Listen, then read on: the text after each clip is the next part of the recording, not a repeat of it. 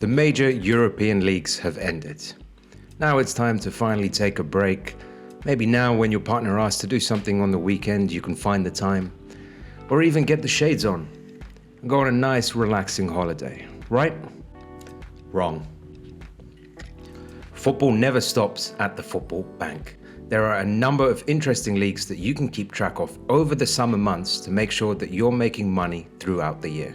Guys, before we start, Football Bank is operating on a number of platforms now, including Instagram and a private Telegram channel. The private channel is closed, but look out for announcements on Instagram for the next private channel to open so you get a full season worth of access. Welcome back to the Football Bank, where we run the best football betting tips and strategies series on YouTube. Now, like we said, the major European leagues have ended, so your Premier League, Serie A, La Liga, Dutch Eredivisie, a lot of leagues that a lot of bettors like to focus on because of the availability of information.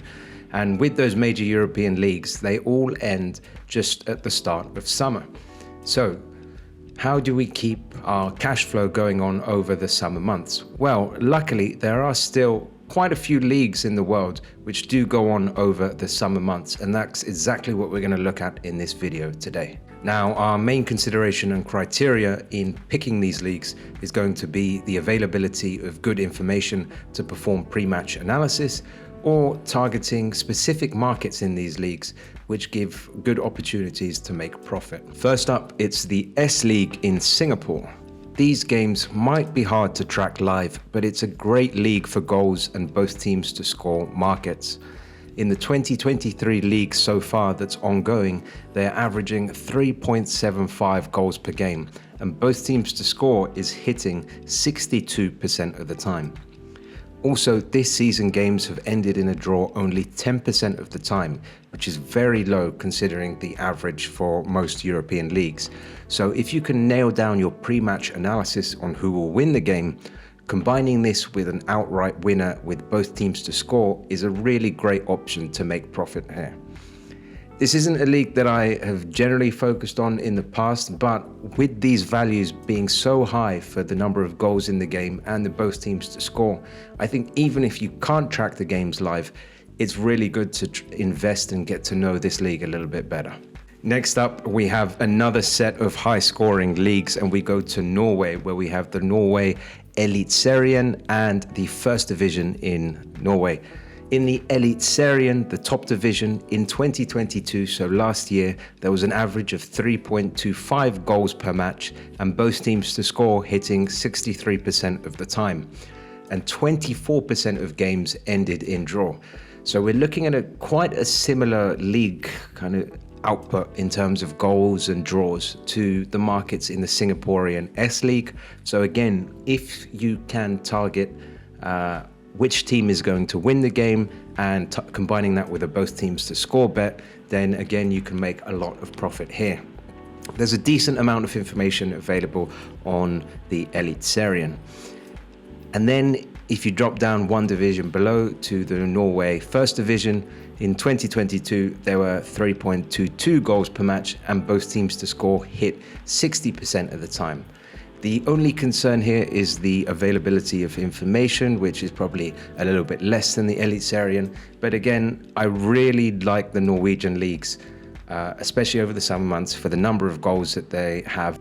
The games in Norway are also on a reasonable time for people, at least in Europe and African time zones, with the Eliteserien games usually on Saturdays, Sundays or Tuesdays in the afternoon, and the First Division games usually on Sunday or Monday afternoons. The next league that we have, and this is probably my favorite over the summer months, is the US MLS, Major League Soccer.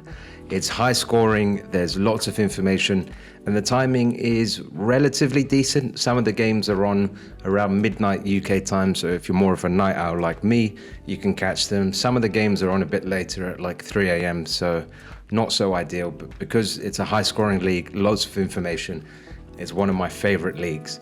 The only thing that you do have to be careful with, and it took me a while to realize why my usual analysis wasn't working, is to be careful with your form analysis. So usually the form analysis, you look at a team in the major European leagues and they play a game home, then away, then home, then away.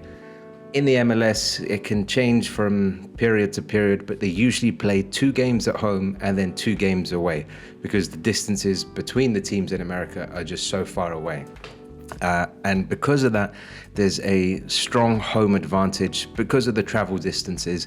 And especially when you think that, if a team has won their 2 home games and then they draw their first away game and then they're about to play a second away game, just be careful because you've got to think about the fact that they'll have been on the road for quite a while, which can unsettle players who are, if you're used to being at home and then you have to travel to one city in a big country like America, and then you've got to travel to another city, not being at home, not having the things that you're used to, I think really does unsettle players. And there's a great example of this from this season with New England Revolution, who are doing fairly decently in the league this year.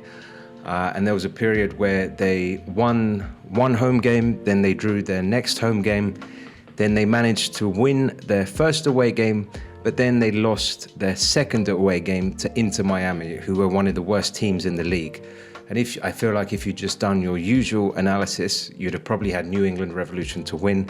But if you give consideration to the fact that that was their second away game and adjust your analysis accordingly, then maybe you wouldn't have had the New England Revolution win appear so strongly and avoided that bet. And just to top it off, they then had to play a third away game against Philadelphia Union, who are actually a really good team, and got battered 3-0. So it's just something that you have to be careful with analysis of MLS games. But other than that, both teams to score is a really great pick in this league. If you can adjust your form analysis accordingly, you can also pick winners. The next league that we have is in Sweden, and I'm not going to try and pronounce the league's name because I'm probably going to butcher it, but it's the Premier League in Sweden.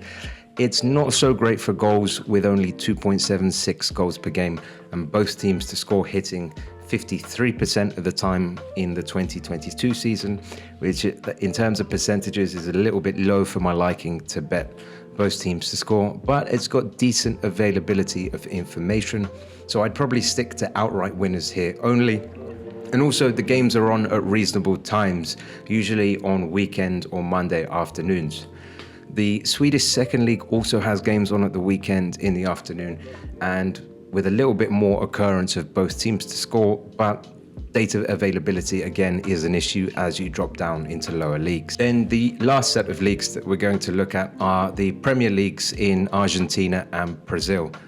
There's a good amount of information available. The times of the games are also fairly decent, starting kind of late in the evening and going on to the early hours of the morning. Again, great for night owls like me. The only issue with these leagues is that they are quite low scoring, with 2.38 goals per game in the Brazilian Serie A and 2.33 goals per game in the Argentina Primera Division. Also, you've got to be conscious about strange competition rules and the seasons being broken up into opening and closing sections. So far, I've had more success with the Argentina Primera Division, more so than the Brazilian Serie A, using the way that I analyze form, which you can see in, I think it's episode 2 of this series. Generally, for the lack of goals in the league, it's not leagues that I look into much, but if you're the kind of bettor who prefers to bet on under instead of over in respect of goals, then these are 2 great leagues to follow. Guys, obviously it's a good idea to take a break from the intensity of the main season, but if you are still looking to make some money over the summer months, then these are the leagues and market to do it in. And with the end of the European leagues, I want you to tell me about any big wins that you had from the season gone by. You can reach out to me on the Football Bank on Instagram and send me your betting slips to be included on the next video. Enjoy the summer, but keep an eye out on these leagues. Until next time, goodbye.